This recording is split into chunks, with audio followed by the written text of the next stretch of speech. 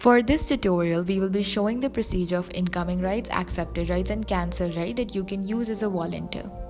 In the incoming ride section, at the topmost, you can view the ride date.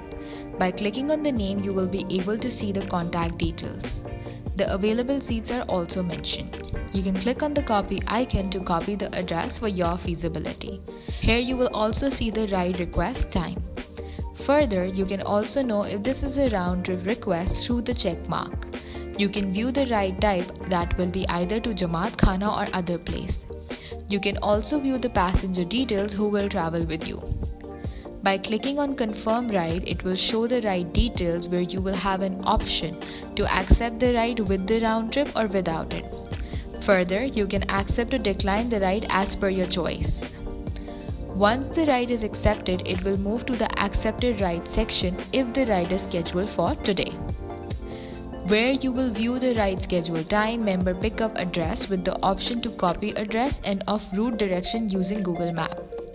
In the same accepted ride section, the member drop-off location with the option of copy location and route direction using Google Map can be viewed. By clicking on details, you can view the complete ride summary with schedule time, pickup and drop-off locations. Here you will see the special instruction from member for pickup.